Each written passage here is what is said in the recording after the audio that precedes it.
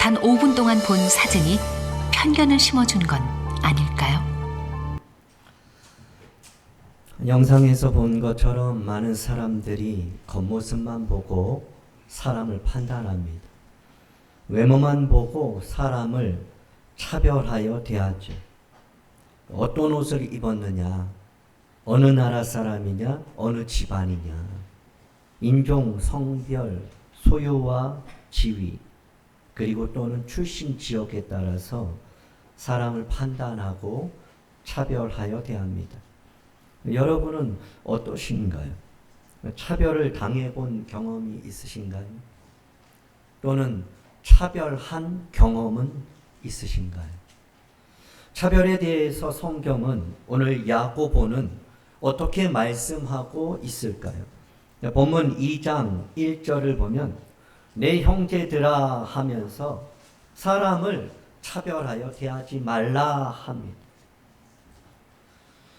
사람을 차별하지 말라. 오늘 말씀의 제목은 차별하지 말라, 사랑하라입니다.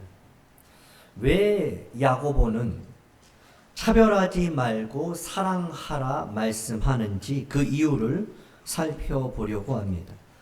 자, 먼저 차별이라는 것은 둘 또는 여럿 사이에 차등을 두어서 구별함을 의미합니다. 차별은 사람을 진정한 가치 그리고 인격이나 존엄에 따라서 대하지 않고 그냥 단순히 외적인 조건에 대해서 대하는 것, 그것을 바로 차별이라고 합니다. 자, 차별하다로 번역된 헬라어 프로소폴렘시아라는 이 단어는 직역을 하면 사람을 외모로 취한다는 의미입니다. 이 단어는 신약에서 약 13번 정도 사용되고 바울은 로마서 2장 11절에서 이는 하나님께서 외모로 사람을 취하지 아니하심이라 말씀합니다. 에베소서 6장 9절에서도 상전들아 너희도 그들에게 이와 같이 하고 위협을 그치라. 이는 그들과 너희의 상전이 하늘에 계시고 그에게는 사람을 외모로 취하는 일이 없는 줄 너희가 알미라. 골로새서 3장 25절에서도 바울은 골로새 교회를 향하여서 불의를 행하는 자는 불의의 보응을 받으리니 주는 사람을 외모로 취하심이 없다, 이렇게 말씀합니다. 베드로도 사도행전 10장 34절에서 베드로가 입을 열어 이렇게 말합니다. 내가 참으로 하나님은 사람의 외모를 보지 아니하신다. 베드로전서 1장 17절에서도 베드로는 외모로 하나님은 사람을 보시지 않습니다. 각 사람의 행위대로 심판하시는 이를 너희가 아버지라 부릅니다. 그러니까 우리가 아버지라 부르시는 하나님 아버지는 사람을 그 누구도 외모로 보시지 않는다는 것이죠. 구약에서도 모세는 이스라엘 백성에게 신명기 10장 17절에서 너희 하나님 여호와는 신 가운데 신이시며 주 가운데 주시오 크고 능하시며 두려우신 하나님이시라 사람을 외모로 보지 아니하신다. 그분은 뇌물을 받지도 아니하신다라고 말씀합니다. 우리가 잘 아는 하나님께서 다윗을 왕으로 세우실 때 사무엘상 16장 7절에서 하나님은 사무엘에게 이렇게 말씀하십니다. 그의 용모와 키를 보지 말라. 왕으로 세울 때에 이제 다윗이 그 아들들을 쭉 순서대로 내보냅니다. 첫째, 둘째, 셋째를 보는데 사무엘은 그들의 용모와 키를 바라봤어요. 그래서 이 정도 되면 하나님께서 왕 왕으로 세우실 만하다 생각할 때마다 하나님은 말씀하시는 거죠. 사무엘아, 용모와 키를 보지 마라. 외모를 보지 말아라. 사람과 같지 않다. 나는 내가 보는 것은 사람과 같지 않아. 사람은 외모를 보지만 외모를 보고 판단하고 외모를 보고 차별하고 외모를 보면서 그렇게 사람들을 차등하지만 나 여호와는 중심을 본다. 그렇게 말씀하십니다. 사람은 외모를 봅니다. 철저하게 외모로 사람을 판단하고 차별합니다. 그래서 우리 아이들 젊은 세대들에게 왜 자꾸 성형하려고 하느냐, 왜 명품이 그렇게 필요하냐 말할 수가 없어요. 왜요? 우리 어른들이 그 문화를 만들었기 때문입니다. 어디를 가 보세요. 직장에 취업하는 곳, 학교에서도, 재판받는 그곳에서도, 법정에서도 사람을 외모로 보고 있어요. 외모로 판단하고 있습니다. 취업할 때도, 그 사람이 승진할 때도요, 다 외모를 보고 있어요. 그 사람의 첫인상이 어떤가. 그래서 우리 청년들이, 우리 아이들이 어떠한 자기의 어떠한 실력을 키우려고 노력하는 게 아니라 어떻게 하면 잘 보일까에 노력하고 있어요. 이게 오늘 우리가 사는 시대입니다. 우리가 사람을 차별하지 말아야 하는 이유가 뭘까요? 오늘 성경은, 오늘 야고보는 우리가 사람을 차별하지 말아야 하는 그 첫 번째 이유가 하나님은 사람을 외모로 취하지 않기 때문이다. 이렇게 말씀하는 거죠. 자, 두 번째는 조금 전에 읽었던 이 야고보서 2장 1절에서 그 이유를 우리가 찾을 수 있습니다. 야고보서 2장 1절 보면 내 형제들아 영광의 주 곧 우리 주 예수 그리스도에 대한 믿음을 너희가 가졌다. 두 번째는 무엇입니까? 우리가 사람을 차별하지 말아야 하는 이유는 믿음을 가졌기 때문이에요. 그리스도에 대한 믿음을 가졌기 때문에, 믿음을 가진 사람은, 믿는 사람은 하나님은 차별하지 않는 분이라고 믿는 사람은 차별해서는 안 된다는 거죠. 세상은 그럴 수 있습니다. 세상 사람들은 믿음이 없으니까, 믿음과 상관이 없으니까, 하나님을 모르니까 그들은 차별받는 그런 세상 속에서 그렇게 상처받고 차별의 가운데 눈물을 흘리며 지금도 살고 있으니까 그들은 뭐 그렇다 하더라도 믿는 사람은, 그리스도에 대한 믿음을 가진 사람은 차별할 수 없다는 거죠. 예수 그리스도를 믿지 않는 그러한 세상 사람들의 기준은 철저히 외모입니다. 요즘은 외모만 좋으면 뭐예요? 성공하는 시대예요. 정말 그렇습니다. 내면과 상관이 없어요. 외적인 조건만 갖추면 어디를 가도 일단 환영받는 시대입니다. 잘 보이고 싶은 이유도 있지만 반대로 차별받고 싶지 않기 때문에 우리 아이들이 몸부림치고 있는 거예요. 실제로 오늘날 외모가 연애, 결혼 등과 같은 이러한 사생활은 물론이고 취업, 승진 등 사회생활 전반부까지 다 뒤흔들고 있어요. 그래서 요즘은 여자들뿐만 아니라 남자아이들도 중고등부 되면은요, 얼굴에 뭘 바를까를 고민해요. 엄마한테 화장품 좋은 거 사달라고 그러고, 아니 인터넷 들어가서 자기들이 다 검색해요. 피부과 남자가 더 많이 갈 것 같아요? 여자가 많이 갈 것 같아요? 여자가 많이 가겠죠. 그런데 남자들도 많이 갑니다. 요즘 젊은 아이들이 토플, 토익 이런 영어 공부에 돈 쓰기보다 어떻게 하면 외모 관리, 그리고 이러한 그 피부 관리. 조금 전 영상 보세요. 옷 하나 바꿔 입었다고 사람들이 그렇게 판단이 바뀌어요.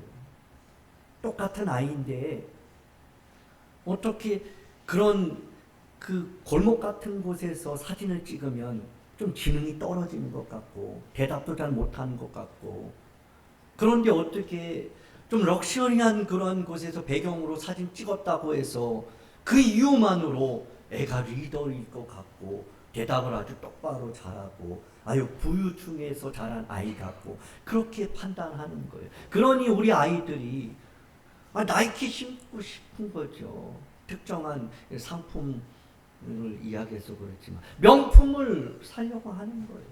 비싼 돈 주고 그렇게 성형을 하는 거예요. 요즘 청년들은 그래요. 왜냐하면 그 취업하는 데 있어서 그런 그 외모, 외적 조건이 너무 중요하기 때문이죠. 요즘 결혼 조건도 예외가 아니래요. 결혼 정보 업체에 그걸 보면 등급표가 있대요. 결혼 그 대상자. 여성이 외모 점수 이렇게 만점을 받으려면, 여성이 결혼 상대자로 만점 받으려면 키가 일단 170 이상, 그리고 몸무게는 55kg 미만, 거기다가 마른 체형.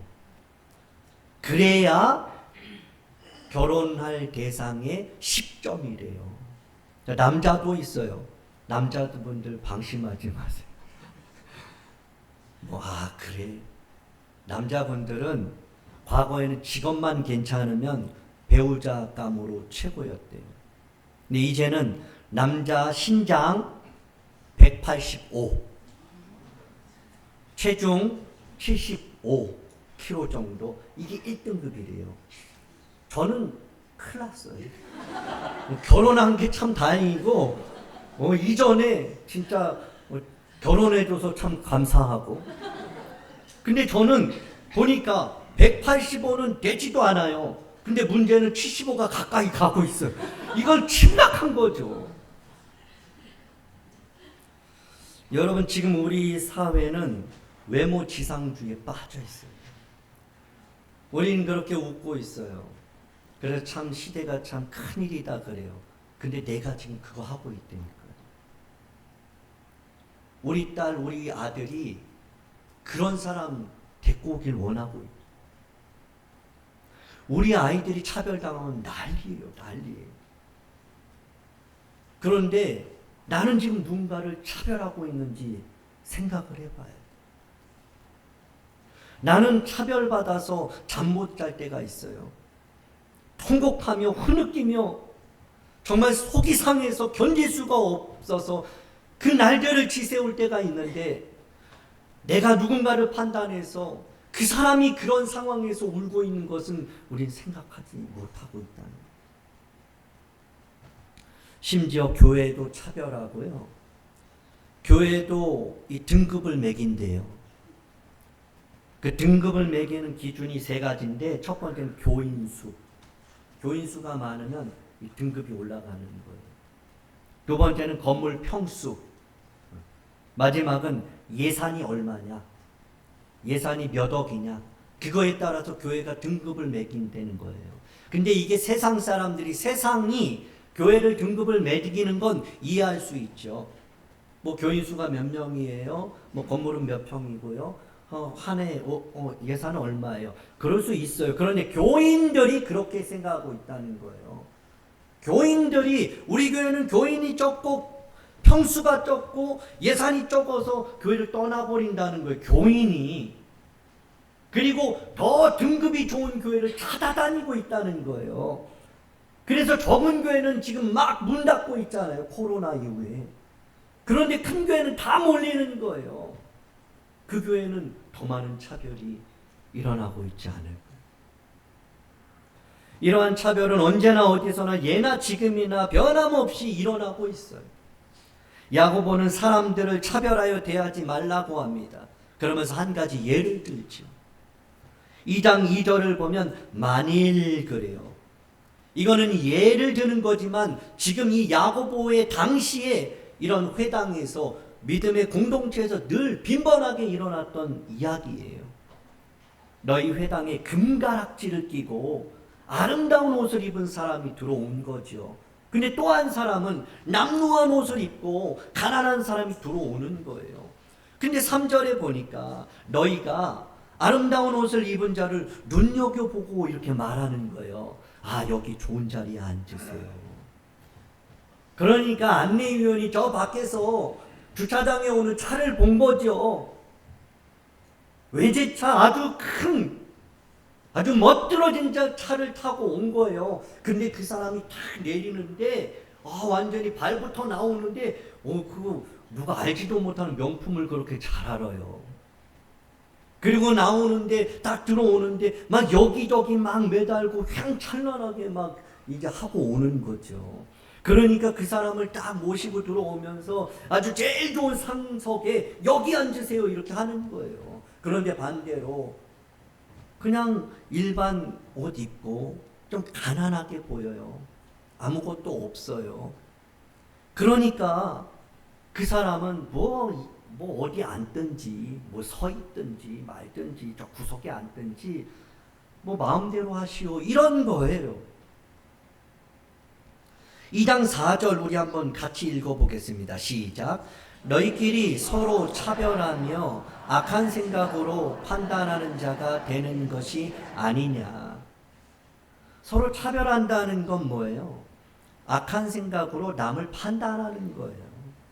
있는 모습 그대로 보아주는 게 아니라 내 생각으로 그 사람을 판단하는데 좋은 생각이 아니라 내가 생각하는 악한 생각의 기준을 가지고 그 사람을 판단하는 것, 이게 차별이에요. 당시에도 회당에는 이런 금가락지를 끼고 아름다운 옷을 입고 들어오는 사람도 있고 아주 남루한 옷과 가난한 사람이 들어오는 그러한 성도도 있었겠죠. 오늘도 마찬가지예요. 그런데 이것이 더 나아가서 법정에서도 이런 일이 일어난 거죠. 법정에서 권력층이나 부유층이 들어오면 상점 모시듯 하는 거예요. 그러니까 공평하지 못하는 거예요. 공정하지가 못하는 거예요. 법정에서도. 그 사람의 권력과 그런 지위와 그 사람의 힘을 가지고 그러한 법이 그렇게 결정이 나는 거죠. 가난한 사람, 힘없는 사람은요, 죄를 짓지 않았는데도 그렇게 처벌을 받는 것, 이것이 당시에도 일어났던 것입니다. 여러분, 한 흑인이 교회 현관 밖에서 울고 있는 거예요. 막 흐느껴 울어요. 사람들이 교회를 이렇게 들어갑니다. 많은 사람들이 그냥 지나쳐요. 근데 이 흑인은 밖에서 계속해서 울고 있어요. 그런데 한 사람이 다가와요. 그래서 물어요. 어찌하여 이렇게 서글프게 웃냐고. 그러자 그 흑인은 말하죠. 저 사람들이 내가 흑인이라는 이유로, 피부색이 검다는 이유 하나만으로 나를 교회에 못 들어가게 합니다. 그러자 그 물었던 그가 그렇게 말하는 거죠. 울지 말라고. 나도 쫓겨났다. 그분은 바로 예수님이에요. 많은 교회가, 많은 그리스도인들이 예수님 없이 모이고 예수님 없이 예배하고 있어요. 예수님은 차별하지 않습니다. 가난한 자와 병든 자와 고아와 과부와 소외된 자들의 친구가 되었고 그들을 늘 돌봐주었고 그들을 향해서 사랑을 베풀라고 그렇게 말씀하셨습니다. 감리교 창설자 존 웨슬리가 사역하던 당시에 기독교는 아주 여러 교파로 나누어져 있었습니다. 장로교, 성공회, 감리교, 아주 심한 서로의 갈등이 있었죠. 교파가 다르면 서로 막 등을 돌리는 거예요. 서로가 잘못된 것을 믿는다고 여기면서 교제도 안 하고 자녀들은 결혼도 시키지 않았대요. 그러던 어느 날 존 웨슬리 목사님 꿈을 꾸는 거예요. 꿈에서 천사가 자기를 천국으로 데리고 가는 거예요. 궁금해서 물어보는 거예요. 혹시 천국에 장로교인은 얼마나 있습니까? 천사는 말이에요. 없대요. 그래서 이번에는 침례교인 그럼 얼마나 있습니까? 그랬더니 천사가 이번에도 없습니다. 침례교인. 긴장하는 마음으로 감리교 창시자, 창설자인 이 목사님이 긴장하면서 다시 조심스럽게 말합니다. 그럼 감리교인은 얼마나 있습니까? 그래서 천사는 이번에도 동일하게 없다고 말합니다. 그래서 웨슬리 목사님은 놀라면서 천사에게 조심스럽게 묻습니다. 그러면 천국에는 누가 있습니까? 누가 천국에 들어옵니까? 그때 천사는 이렇게 대답합니다. 천국에는 그리스도인만 들어옵니다. 교회는 오직 예수님을 믿고 구원받은 사람들이 모이는 형제자매 공동체입니다.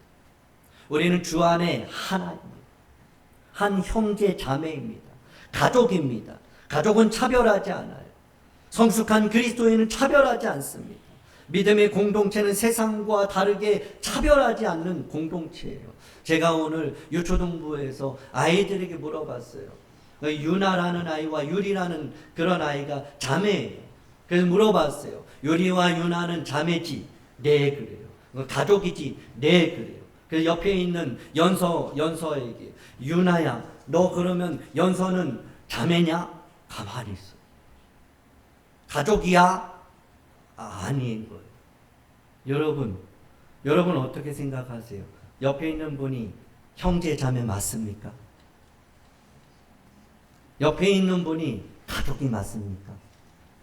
주 안에서 가족된 줄 믿으시기 바랍니다. 우리는 세상 사람들과의 이러한 생각, 가족 관계가 다른 거예요. 하나님 믿는 사람, 예수 그리스도 안에서, 믿음 안에서, 그 은혜 안에서 하나님의 부르심을 받고 택하심을 받고 구원받은 하나님의 백성인 줄 믿으시기 바랍니다. 우리는 주 안에서 하나예요. 한 가족이에요. 그래서 옆에 있는 성도지만 그가 아프면 내가 아픈 거예요. 가족이기 때문에. 우리의 자녀들이 어디 놀러 가면 내가 뭘 하나라도 주고 싶은 것이 가족이기 때문에 그런 거예요. 보이지 않으면 보고 싶고, 그가 무엇을 원하면 어떻게 해서 도와주고 싶은 것이 바로 가족이기 때문에. 옆에 있는 분에게 인사합니다. 우리는 가족입니다. 우리는 남이 아니에요. 그 수많은 사람 중에 이 시간 우리를 이곳에 부르신 것이 하나님의 놀라운 계획과 섭리가 있는 줄 믿으시기 바랍니다. 하나님은 우리를 가족이 되게 하셨어요. 가족처럼 사는 게 아니라 가족으로 살아야 합니다. 우리가 사람을 외모로 차별하여 대하지 말아야 하는 세 번째 이유가 4절에 나옵니다. 4절을 보시면 너희끼리 서로 차별하며 4절 보시면 너희끼리 서로 차별하며 악한 생각으로 판단하는 자가 되는 것이 아니냐, 이러한 반문이 있죠. 그러니까 차별하는 건 뭐예요? 악한 생각으로 남을 판단하는 거예요. 남을 판단하는 것이 이게 차별의 시작이에요. 그래서 이 남을 이렇게 판단하는 거 굉장히 위험하죠. 예수님께서도 남을 비판하거나 판단하지 말래요. 너가 비판하고 판단한 것처럼 너도 비판받고 판단받을 거다, 그러죠. 9절에서도 보면 이렇게 말씀하죠. 만일 너희가 사람을 차별하여 대하면 죄를 짓는 거다, 그래요. 차별이 죄예요, 여러분. 누군가를 판단하는 것, 이게 죄입니다. 하나님은 차별하지 않으시고 우리에게 명령하시는 거예요. 차별하지 말아라. 남을 판단하지 말아라. 그것은 죄다. 그리고 여러분 또 13절을 보시면 국률을 행하지 아니하는 자에게는 국률 없는 심판이 있으리라. 국률은 심판을 이기고 자랑하느니라. 그러니까 사람을 차별하는 것이 이제 죄인데요. 그 차별하는 죄에 대한 심판이 있다는 거예요. 그렇기 때문에 우리 차별하면 안 돼요. 12절에서도 이렇게 보시면 너희는 자유의 율법대로 심판을 받을 자처럼 말도 하고 행하기도 하라. 심판을 받는다는 것을 믿는 사람은 삶과 말을 조심하는 거죠. 행동을 조심해야 돼요.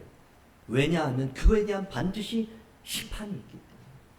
내가 말하는 것이 다른 사람을 판단하고 비난하고 헐뜯고 문제를 일으키고 이러한 것이 보통 죄가 아니에요. 하나님 앞에 심판받는 것을 알기 때문에 비판할 수 없는 거예요. 판단할 수 없는 거예요. 차별이라는 죄에 따른 심판이 있으니까 누군가 외모를 보고 그렇게 이러쿵저러쿵 악한 생각으로 판단하지 말라는 거예요. 여러분, 참 사람을 이렇게 판단하는 것, 저도 보면 누군가를 이렇게 넘겨짚고 그리고 자기의 생각으로 그 사람을 판단하는 때가 참 많은 것 같아요. 이번에 이제 그 일본을 이렇게 갔다 왔어요. 그런데 이제 아내가 아침에 나오더니 와 여기 이 칫솔 치약 뭐 그 양치질을 했는데 와 너무 그냥 좋다는 거예요. 개운하고 막 뻣뻣하고 막 이빨이 막 치아가 막 빛이 나고 막 그런데요. 그래가지고 저는 그랬죠. 그래? 일본이 치약이 좋대. 그럼 치약 하나 그냥 아무거나 사가도 될 것 같은데 누가 치약 사달래요? 그러는 거예요. 누가 치약 사겠다는 거예요. 그래요. 그럼 저는 또 그런 생각, 치약 아니었구나. 그러면 칫솔?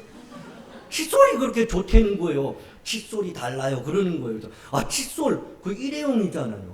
그거는 우리한테 배당된 걸 가져가도 돼. 그랬더니, 누가 칫솔 가져가겠대요. 남자랑 여자는 좀 다르죠. 남자는 좋다 그러면 치약을 사도 주는지 칫솔을 사도 주는지 내가 그냥 뭘 해준다는 이런 결론에 도달하는 거예요. 무조건 이 사람이 좋다면 해주고 싶죠. 근데 여자는 뭐예요? 누가 그거 사달래요. 공감해달라는 그렇다는 거예요. 그래서 남자분들이 기억하세요. 뭐 사주고요. 뭐 이렇게 해줄 필요가 없어요. 우와! 우와! 우와! 그랬네! 오, 그래! 우와! 그것만 하면 되는 거예요. 뭐 치약을 사주고, 뭐 칫솔을 사주고, 뭐 그럴 필요가 없어요. 돌아다니면서 막 이거 좋대, 저거 좋대, 막 그렇게 하고 막 그걸 막 검색하고 그럴 필요가 없어요. 그냥 우와! 오, 그랬구나. 이야, 정말 봐봐. 그러면 되는 거예요. 우리는 뭐예요?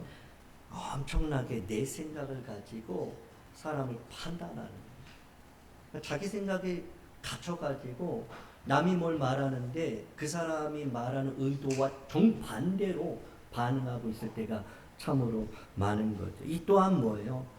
이런 자기 생각으로 남을 판단하는 것, 이것이 차별의 시작이라는. 야고보는 계속해서 차별하지 말고 이렇게 하라는 거예요. 차별하지 않으려면 이렇게 두 가지를 하라고 제시를 해요. 첫 번째 8절을 보시면요. 너희가 만일 성경이 기록된 대로 내 이웃 사랑하기를 내 몸과 같이 하라 하신 최고의 법을 지키면 잘하는 것이다. 이렇게 말하죠. 최고의 법이 뭐냐? 잘하는 것이 뭐냐? 성경대로 내 이웃을 사랑하되 내 몸처럼 사랑해라. 그러면 차별하지 않는다는 거예요. 왜 사람을 차별하고 왜 비판을 하느냐? 사랑하지 않기 때문이에요. 서기관 중에 한 사람이 예수님을 찾아왔어요. 그리고 계명 중에 첫 번째가 무엇입니까? 묻습니다. 그때 예수님은 내 마음을 다하고 성품을 다하고 뜻을 다하고 주 너희 하나님을 사랑하라 그럽니다. 그리고 둘째는 마가복음 12장 31절에서 이렇게 말씀하시죠. 둘째는 이것이다. 내 이웃을 내 자신과 같이 사랑하라 하신 것, 이보다 더 큰 계명은 없다. 그러니까 우리가 차별하지 않으려면 이 계명을 붙들어야 돼요. 말씀이 기준이 돼야 돼요. 말씀을 가지고 사람을 대해야 되는 거죠. 그래야 우리는 차별하지 않고 남을 비판하지 않는 거죠. 요한복음 13장 34절에 이렇게 말씀하세요. 같이 읽겠습니다. 시작. 새 계명을 너희에게 주노니 서로 사랑하라. 내가 너희를 사랑한 것 같이 너희도 서로 사랑하라. 35절도 같이 읽겠습니다. 시작. 너희가 서로 사랑하면 이로써 모든 사람이 너희가 내 제자인 줄 알리라. 하나님 차별하지 않아요. 하나님의 자녀된 모든 백성을 차별하지 않습니다. 여기서도 자녀들 차별합니까? 자녀는 무조건 오케이 아니에요. 근데 사랑하지 않으면 자꾸 판단하고 그렇게 비판하고 차별하게 된다는 거예요. 뒤를 돌아보면 나는 왜 사람들을 그렇게 비판했고 차별했을까? 한 가지더라고요. 사랑이 없었다. 아니면 사랑이 식어졌다. 사랑하지 않기 때문에 내가 그렇게 반응했다라는 것을 돌이켜보게 되는 거죠. 사도 바울은 데살로니가전서 4장 9절에 데살로니가 교회에게 이렇게 칭찬을 하고 있어요. 형제 사랑에 관하여는 여러분에게 쓸 것이 없대요. 너희들 자신이 하나님의 가르침을 받아서 서로 사랑하고 있기 때문인 거죠. 그러니까 데살로니가 교회는 누군가를 비난하거나 비판하거나 판단하지 않고 차별하지 않았던 거예요. 저는 이 말씀을 보면서 우리 교회가 기도하길 원하는 것은 하나님 우리 낙산교회가 데살로니가 교회처럼 이렇게 하나님의 가르침을 받아 서로 사랑에 힘쓰는 교회가 되게 하옵소서. 할렐루야. 기도할 수 있길 원합니다. 여러분 기도 부탁드릴게요. 우리 낙산교회가 차별이 없는 교회가 되게 하옵소서. 사랑하는 교회가 되게 하여 주옵소서. 우리 아이들이 차별 없는 그러한 공동체를 보면서 세상에 나가서도 차별하지 않는 아이들이 되게 하여 주옵소서. 우리가 차별을 당하지 않을 수는 없어요. 여러분 가보세요. 여기저기 차별투성입니다. 그러나 우리가 차별하는 대열에 섞여서는 안 된다는 거죠. 왜냐하면 하나님이 차별하지 않고 우리는 하나님을 믿는 사람이기 때문이고 하나님은 그렇게 우리에게 그것을 요구하고 있기 때문이죠. 베드로는 베드로전서 4장 8절에서 이렇게 말합니다. 같이 읽겠습니다. 시작. 무엇보다도 뜨겁게 서로 사랑할지니 사랑은 허다한 죄를 덮느니라. 차별은요 죄를 들춰요. 차별은 그 사람의 약점을 들춰내는 거예요. 그런데 사랑은 뭐예요? 그것을 덮는 거예요. 사도 요한은 요한일서 4장 11절에 이렇게 말합니다. 사랑하는 자들아 하나님이 이같이 우리를 사랑하셨다. 그러니까 우리도 너희도 서로 사랑하는 것이 마땅하다. 하나님이 차별 없이 저를 택해 주셨어요. 저는 정말 하나님 보시기에 내놓을 게 한 개도 없어요. 참 저는 이 낙산교회에 올 만한 자격이 정말 눈꼽만큼도 없어요. 목사가 될 만한 자격이 저는 아무리 찾아봐도 없어요. 지금 이 자리에 서서 여러분에게 말씀 전할 수 있는 자격 또한 1도 없어요. 그런데 하나님은 차별하지 않고 나 같은 죄인을 자녀 삼았을 뿐만 아니라 목사로 세우고 이곳에 이 목사로 이곳에 보내시고 지금 이 자리에도 이렇게 하나님 말씀을 전하게 하시니 제가 누군가를 차별한다면 정말 나쁜 놈이지. 근데 자꾸 잊어버려요. 내가 똑똑하고 내가 잘나고 내 능력 때문에 그런 줄 착각해요. 그럴 때 하는 것은 늘 남을 비판하는 거예요. 당신 때문에 그렇다. 당신이 문제다는 거예요. 그러나 우리가 하나님이 나를 사랑하셨다는 것을 놓치지 않고 늘 마음에 기억하고 있다면 남을 비판할 수 없어요. 남을 판단할 수 없어요. 오늘 유초등부 아이들 말씀을 전하는데 아이들이 어떻게 똑바로 앉아 있을 수 있겠어요? 그런데 우리 교회 아이들은 똑바로 대부분 많이 앉아 있어요.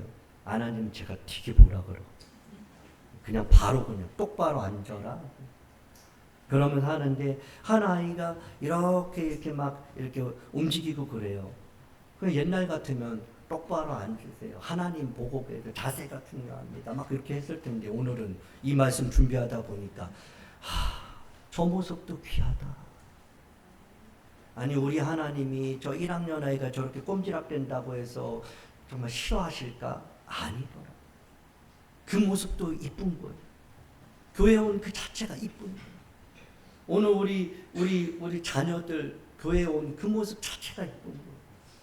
그 왔는데 야 수요 예배도 오고 금요 예배도 오고 새벽 예배도 오고 그 짜증 나는 거예요. 그냥 온 것 그 자체가 이쁜 거예요. 하나님 그런 분이요. 내가 너희를 사랑했으니까 너희도 그렇게 사랑하라. 다시 말하면 난 너를 차별하지 않았다. 그러니까 너도 차별하지 말아라. 교회에서뿐만 아니라 세상에 어디를 가도 차별하지 말아라. 여러분 선생님이 차별하면 안 되죠. 그래서 그리스도인 선생님이 필요한 거. 재판관이 차별하면 안 되죠. 경찰관이 차별하면 안 되죠. 부모가 차별하면 안 되죠. 그러니까 믿는 사람들이 그 중요한 자리에 가 있어야 되는 거예요. 그래야지 차별 없는 나라가 세워지고 사랑하는 우리의 자녀들이 차별 없는 세상에서 그렇게 행복하게 살 수가 있는 거죠. 사랑이 없으면 차별하게 돼 있어요. 사랑이 없으면 남을 판단합니다. 비방하고 약점을 끄집어내요. 야고보는 차별하지 않기 위해서 서로 뜨겁게 사랑하라고 합니다. 차별하지 않기 위해서 두 번째 13절을 보면 긍휼을 행하라 합니다. 긍휼이 없으면 긍휼 없는 심판을 받는다는 거예요. 여러분 생각해 봤어요? 긍휼 없는 심판은요, 끔찍한 거예요. 우리가 심판이 있음에도 불구하고 우리가 이렇게 강하고 담대하게 행복하게 심판을 맞이할 수 있는 것은 심판하실 때 긍휼이 있다는 거예요. 십자가의 은혜가 있다는 거예요. 그래서 이 두 번째 차별하지 않기 위해서는 긍휼을 행하는 자가 되라 말씀하는 거죠. 산에 오르신 예수님이 제자들을 향하여서 너희는 이렇게 살라고 말씀하시죠. 마태복음 5장 7절 이렇게 말씀하십니다. 같이 읽겠습니다. 시작. 긍휼히 여기는 자는 복이 있나니 그들이 긍휼히 여김을 받을 것이니요. 긍휼히 여기는 자가 긍휼히 여김을 받아요. 긍휼히 여기는 자가 긍휼히 여기는 그런 심판을 받게 되는 거예요. 이 사실을 놓치면 안 돼요. 그러면 우리는 누구를 비판하거나 차별할 수 없는 거죠. 긍휼히 여기라는 것은 자비의 마음을 가지라는 거죠. 서로 안쓰럽게 여기고 불쌍히 여기는 마음. 그 마음이 없으면 쳐다봐도 뭐라 그래요? 왜 쳐다보는데 그래요? 지나가다가 쳐다보고 왜 봐? 그러면서 막 그러죠. 웃는데 왜 웃어? 아니 그냥 내가 즐거운 일이 있어서 가다가 그 사람하고 눈만 마주쳤을 뿐인데 내가 웃었다고 막 왜 웃어? 그러면서 막 때리는 거 있잖아요. 뭘 봐? 자꾸 누가 쳐다보는 것 같으니까 무섭게 생긴 사람이 있고, 그러니까 쳐다봤는데 그걸 가지고 왜 쳐다보냐고 이제 그러죠. 긍휼히 여기는 마음을 우리가 가져야 하는 거예요. 바울은 비판이 많았던 교회에 편지를 써요. 차별하는 교회였거든요. 분쟁이 일어났고 끼리끼리 나눠지고 갈라지고 찢어지는 그런 차별이 있는 교회, 고린도 교회였어요. 그 교회에 편지를 쓰지요. 고린도전서 13장 4절에서 이렇게 말해요. 사랑은 오래 참고 사랑은 온유하며 시기하지 아니하며 사랑은 자랑하지 아니하며 교만하지 아니하며. 5절 우리 같이 읽습니다. 시작. 무례히 행하지 아니하며 자기의 유익을 구하지 아니하며 성내지 아니하며 악한 것을 생각하지 않는다. 이것이 바로 차별입니다. 악한 것으로 생각하면서 판단하지 않는 것, 이것이 차별하지 않는 거예요. 그러니까 사랑은 뭐예요? 악한 것을 생각하지 않는다. 그것은 비판하지 않고 차별하지 않는 것, 그것이 바로 사랑인 것이죠. 하나님은 우리를 용납하셨어요. 불쌍히 여겨 구원해 주셨죠. 나 같은 죄인을 긍휼히 베풀어 주셨어요. 사랑하셨죠. 그러기에 성숙한 그리스도인은 판단하지 않는다 말씀하는 거예요. 차별하지 않는다. 여러분 얼마나 판단하고 있습니까? 얼마나 누군가를 무의식 중에 차별하고 있습니까? 그렇다면 우리는 더 많이 성숙해야 하고 성장해야 하는 것이죠. 말씀을 정리합니다. 하나님은 사랑이십니다. 차별하지 않으십니다. 그런 하나님을 믿는 자는 사람을 외모로 판단하거나 차별하지 않습니다. 차별은 죄입니다. 차별에는 반드시 심판이 있습니다.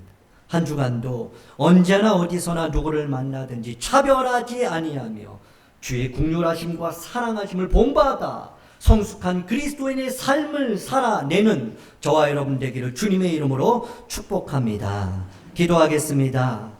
그 누구도 차별하지 않으시는 공평하신 하나님 아버지, 어디를 가든지 무엇을 하든지 누구를 만나든지 차별하지 않게 하옵소서. 성숙한 그리스도인의 삶을 살아가게 하여 주옵소서. 특별히 다음 세대가 차별 없는 세상에서 살 수 있도록 우리가 한 주간도 차별하지 않고 사랑으로 대하는 그러한 삶을 이어가게 하옵소서. 예수님 이름으로 기도하옵나이다. 아멘.